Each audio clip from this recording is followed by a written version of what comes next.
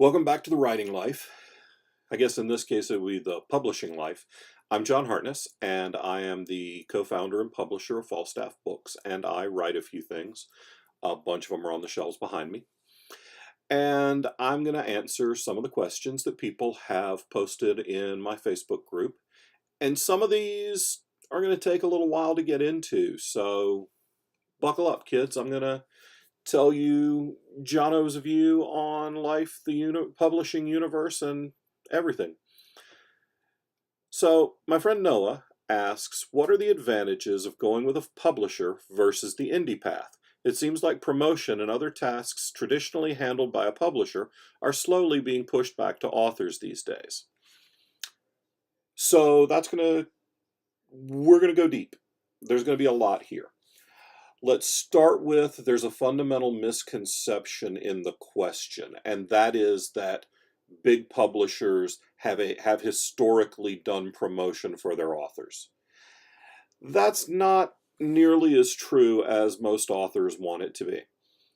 Typically, most publishers do a lot of heavy promotion for their authors after their authors are big enough to not need a whole lot of heavy promotion.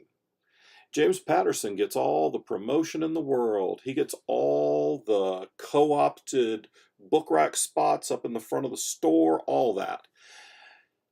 James Patterson needs that not at all because he sells a couple million books regardless.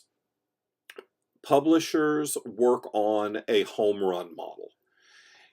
They have a lot of strikeouts. They whiff on a lot of fucking pitches. But they also, when they hit a home run, they make a pile of money, and it covers up for a lot of the misses that they make. You don't think about Babe Ruth as striking out more times than any other player during his era of baseball. You think about Babe Ruth hitting a lot of home runs. Both of those things are true. So publishers have shoved the majority of promotional work back on authors since before indie publishing was really a viable thing. So that's unfortunately not much of a change, but there are a lot of things that are being outsourced from New York and a lot of things that publishers used to take care of that aren't being done as much in-house. I don't know if you guys can hear my cat, but he is whining up a storm. Kitty, kitty, kitty. Puck may come visit if he feels like it. Don't hold your breath. A few years ago, a lot of the genre publishers in particular laid off a lot of editorial. They laid off editors and canceled a lot of the mid-list author contracts. What I mean by mid-list is authors that have steady sales, but not enough to hit the bestseller lists. People who sell like I do. They sell more numbers than I do, but the folks who are earning enough at that time were earning a living, but not really making a bucket full of money, and they weren't superstars. They were your people who get your base hits. They were your people who get your doubles and your triples. And then that backs up your folks who hit your home runs. Well, publishing bagged a lot of those a few years ago. So big New York publishing then outsourced a lot of their editorial. They laid off in-house editors, and those people then got hired back as freelancers. They may be making more money per book, but they're also not getting benefits anymore, and they're subject to the self-employment tax, so an extra 15% of everything they make is going to the government instead of their employer picking it up. So one of the things that has really gone downhill in big press publishing is the editorial. That's one place where small presses have been able to jump up. It's also where indies have been able to boost their capabilities, because a lot of the folks who are available freelance now used to be editors for New York houses, You can go out and hire the same people that used to work for Tor, for Random House, for Bantam, Orbit. They're out there. You can hire them just as well as anybody else. But here's the big difference between going indie and having a publisher work with you. It's money up front. A lot of books don't earn out. In big publisher parlance, that means that the book doesn't make enough back to pay royalties past the advance that you gave the author. In small press parlance, that means that the book hasn't sold enough to pay for the cover and the editor and the layout that you paid for.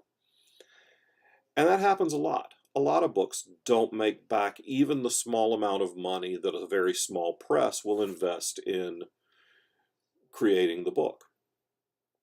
So it may very well be that you don't have the money or the network of people to edit your book, to build a good cover, to do the layout for your book, to get your book uploaded, to get an ISBN. All of the details and the pieces of producing the book, well, all that costs money. A publisher pays for those things. A publisher also will help you navigate the world of being an author. There's a lot of little things that you just don't know about until you're doing it. You don't know how to apply to a convention to be there selling books. You don't know how much inventory you need to have on hand. You don't know anything about setting up a Twitter account. You don't know how to network with other authors. Those are things that a publisher can do for you in addition to paying to produce the book. Let me be real clear. If someone calls themselves a publisher and asks you to pay for any part of the production of the book, walk the fuck away. These vanity presses or hybrid publishers are bullshit, and you don't want to get involved with that. A publisher gambles on every book we produce. We are rolling the dice, hoping to make a return on the cost of the book. But with a legitimate publisher, you, the author, earn money from copy number one. From the first copy that's sold, you earn a piece of it. With Falstaff, which is not a dissimilar royalty structure to where a lot of small presses work, we split the revenue that comes in the door on ebooks and audiobooks 50-50 with the author. That means that if I sell an ebook for $2.99, Amazon pays me $2.10. There are various strange things like delivery fees and file sizes that it varies from 208 to 211, and I have no idea why. I take the total amount at the end of the Excel spreadsheet and I chop it in half. That's how I get the number. But we're going to use 210 because it makes my math easy.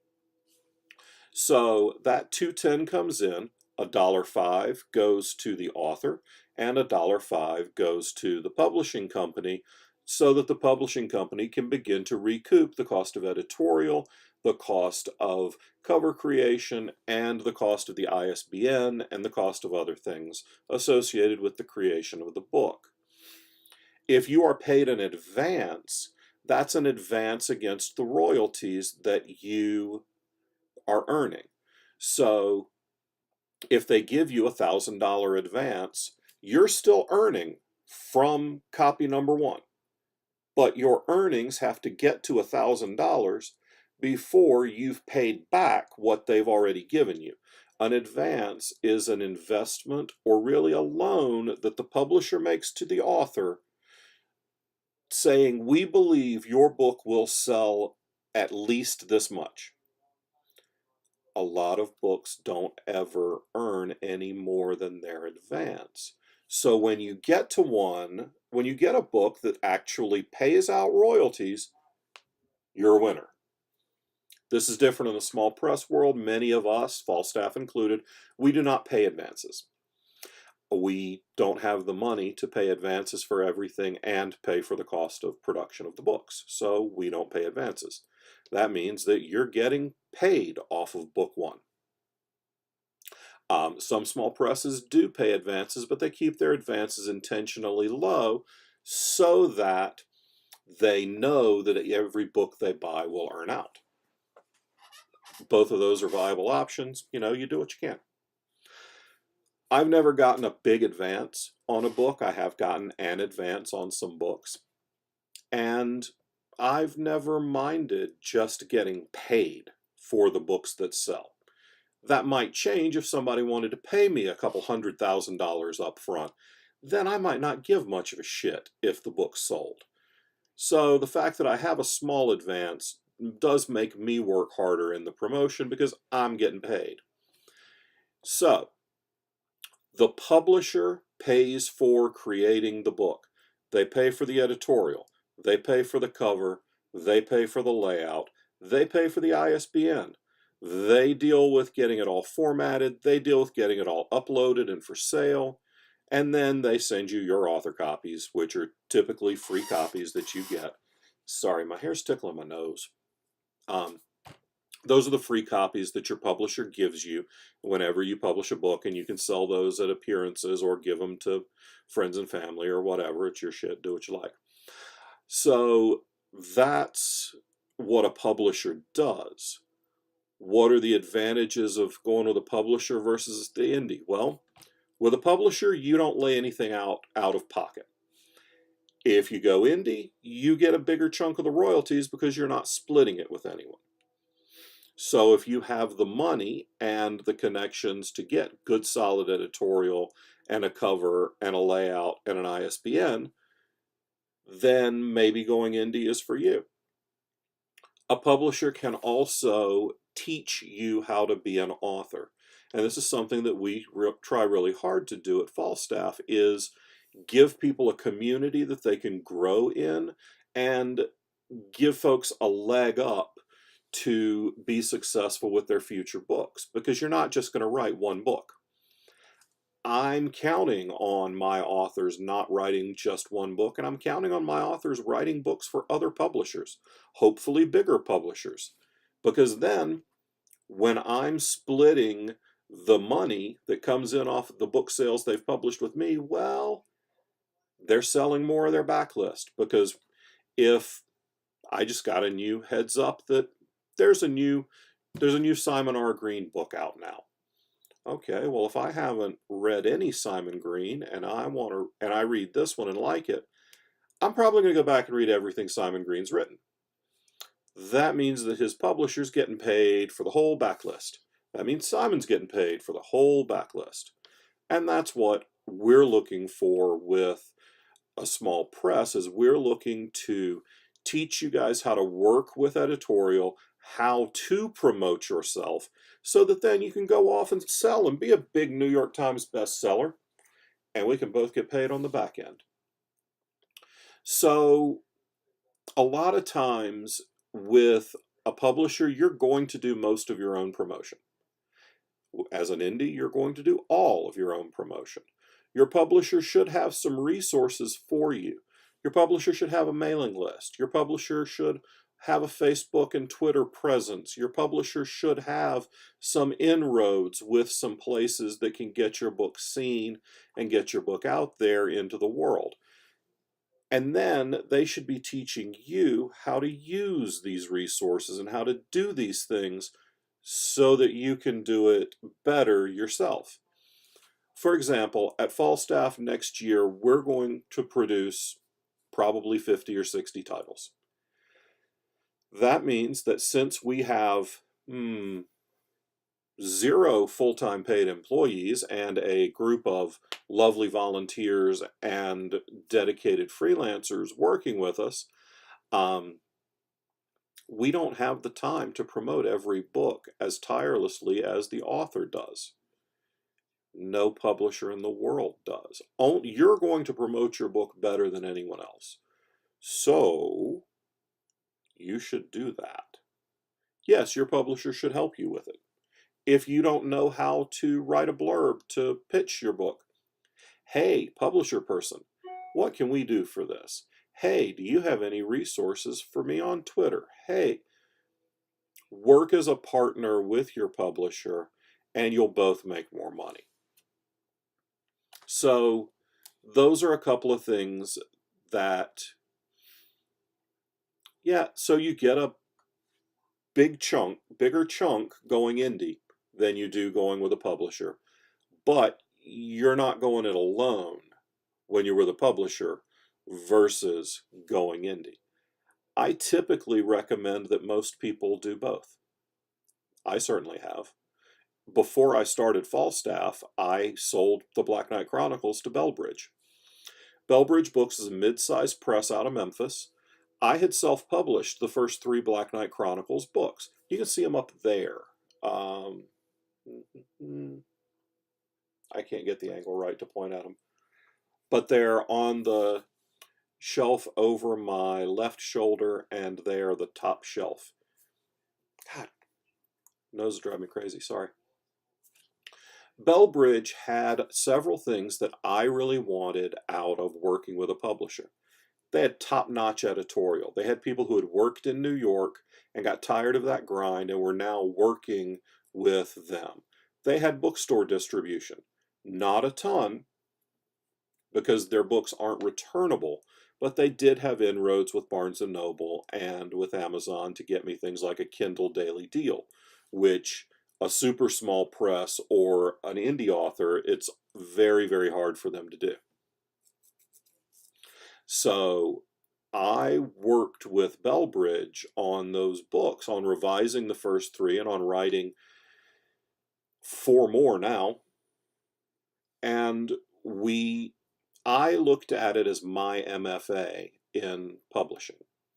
I knew that I was giving up a piece of my royalties, but what I learned out of that was far worth it. It far exceeded any minor monetary loss I saw. So that's what I was looking for out of a publisher. I was looking for people to make me a better writer, to make me a better editor, and to teach me more about how publishing worked than I could learn on my own, or by reading blogs or following indie authors. And I feel like I did learn a tremendous amount working with Bellbridge and working with Deb Dixon over there. So I'm happy to continue working with them. I swear I don't do cocaine. I'm a fucking mid-list fantasy author. I can't afford it, but man, my nose hairs are killing me. So that's kind of the deal as far as pluses and minuses of indie and working with a publisher. Now, Vicky asks, what are the pros and cons of working with an indie publisher versus the big boys, if you can actually get them to look at your work? That was a parenthetical note. New York has bookstore distribution. If you want to see your book in the airport bookstore and you want to see your book in Walmart and the drugstore and every Barnes & Noble in the world, you're almost certainly going to have to go to New York to do it. The reason most indie presses, most small presses, don't have bookstore distribution is we can't afford to loan that much money to the bookstores for 90 days. God damn, that got real bright all of a sudden. The books that you see in a bookstore have not been purchased. They are on consignment to that bookstore, usually for 90 days. That means that if at the end of 90 days they haven't sold, if it's a mass market paperback, they rip the covers off, send a report, and throw them all away. If it's a hardback or a trade paperback, they ship them back to the publisher on the publisher's dime. That's great for the bookstores. But the publisher's already paid to print those books. You see that I've got 3 bookcases full of inventory behind me. If I had bookstore returns coming in every day, I might have pallets upon pallets of books in storage. I can't afford to lay out tens of thousands of dollars in printing just so that Walmart can send me back 5,000 copies of a book that don't sell. So that's why most small presses don't have big bookstore distribution, because it just doesn't make financial sense for us. That's the biggest thing that you're going to miss when you shift from a big press publisher to a small press, is you're less likely to get your book in Barnes and Noble. Good small presses are going to focus on ebook and audio because that's where our money is.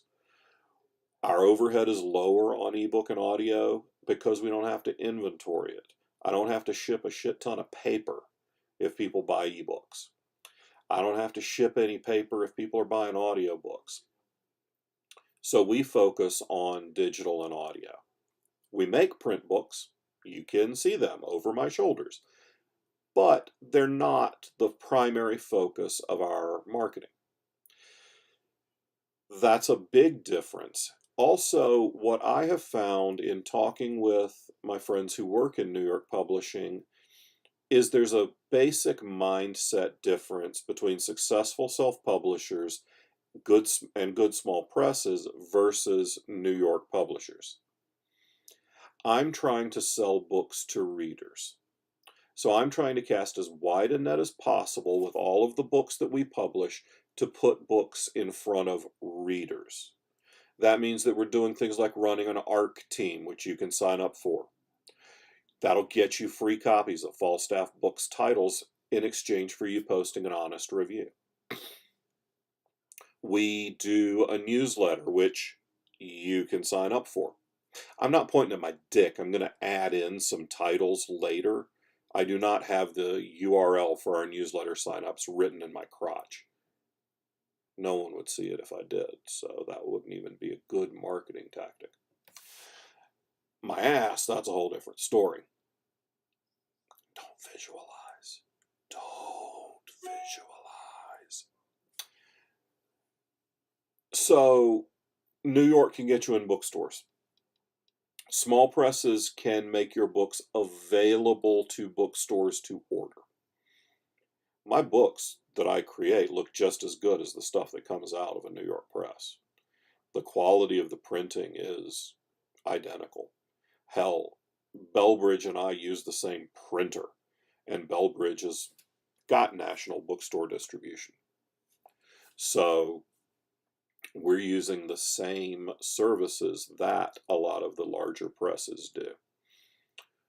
You will get more personal contact with your editors, with your cover designers, with your publisher, with a small press than you will with a major house. If you sell a book to Tor and you don't like the cover that they send you, unless you sell a whole lot of books, they're going to say, gee, I'm sorry. If you're working with me and you don't like the cover that I send you for approval, we talk about it and we probably go back and rework that cover. I've done that twice in the past 6 weeks. One of them was several cover ideas before we got something that everyone liked. That kind of stuff doesn't happen much with New York unless you're very high up on the food chain. What else? Sometimes there's a big difference in quality of editorial. That's where the onus is on you to vet the small press that you're working with. We have what I consider to be exceptional editorial at Falstaff, but I know friends who've worked with small presses that got literally no notes on their books. There has never been a book that's come through our hands that hasn't had a lot of notes on it. So, what else? Your royalty structure is a little better working with small press as opposed to working with New York. Usually, your paperback royalty for New York is about 8%, and your hardcover is between 8 and 12%, depending on how many you sell. At Falstaff, your print royalty is 10% flat. I don't want to do the math.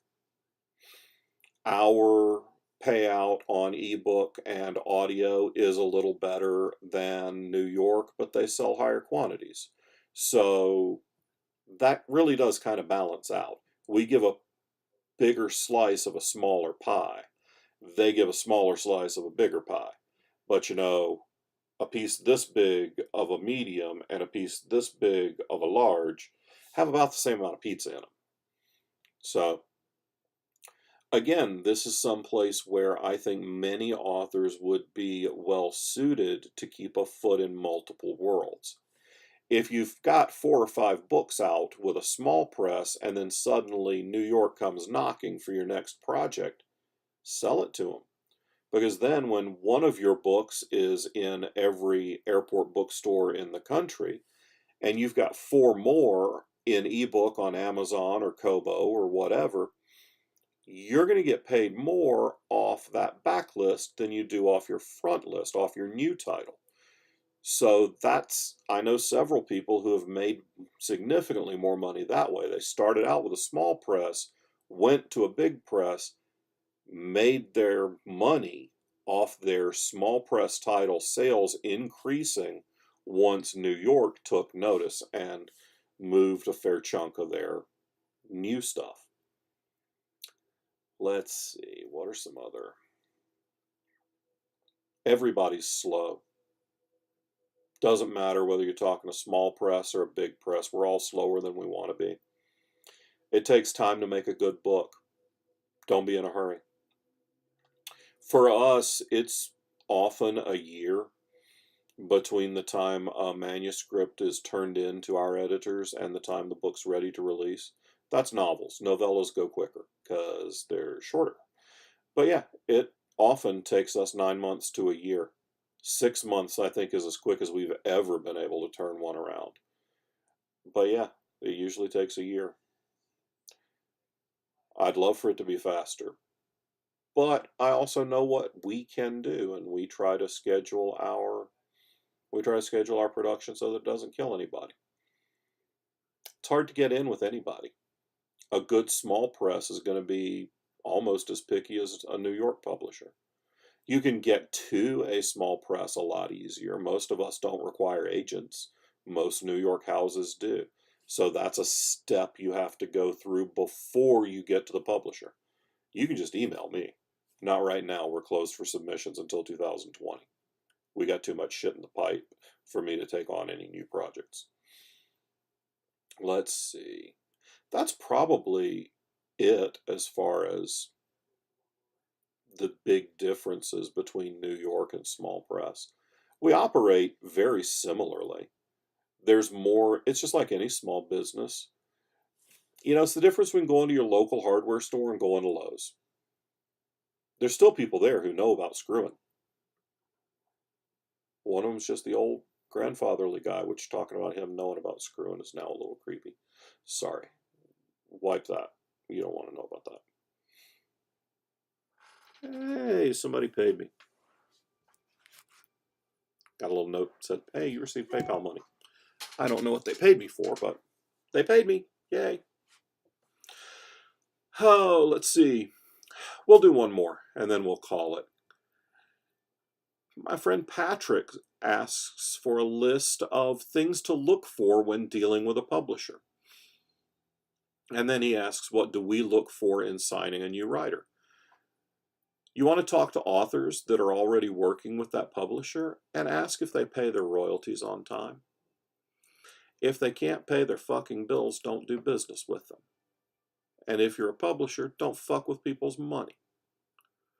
Then move on to things like, do the covers look good? Do the covers fit the genre?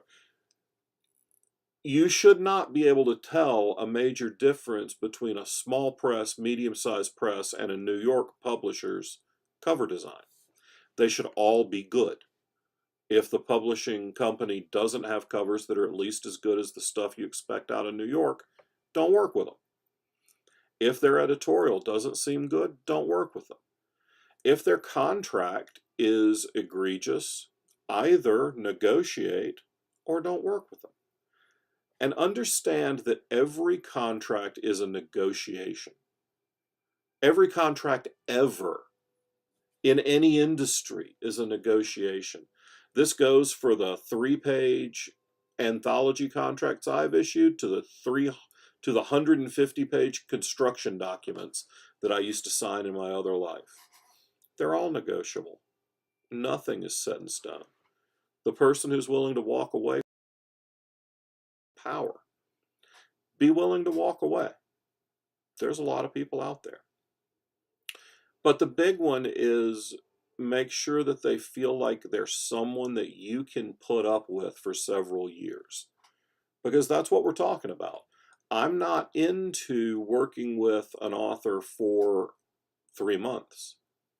I'm working with an author for multiple years. We're going to create the book. We're going to promote the book. We're maybe going to create the sequel. We're going to do all kinds of other stuff together. We might want to like each other. What do we look for in a writer, particularly a new writer? Doesn't hurt if you come in famous. Having a solid social media platform doesn't hurt, but most of it is write a good book and don't be a dick.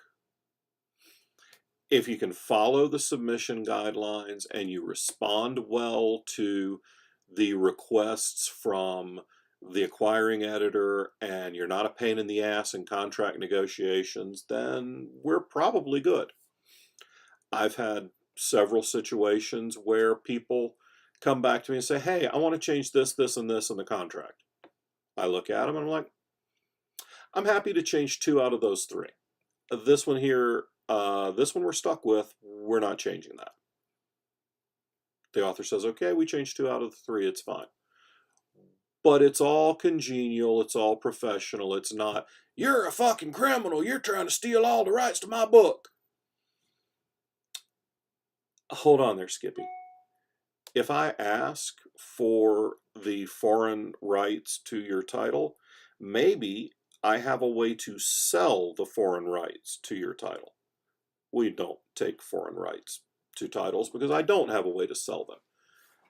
But what I'm saying is, before you get all up in arms about a rights grab because you read some self-published author's blog about how all publishers are criminals, despite the fact that they've never worked with a publisher in their life, maybe you should talk to somebody like a human being. Just a thought. People want to work with people they like, so be likable.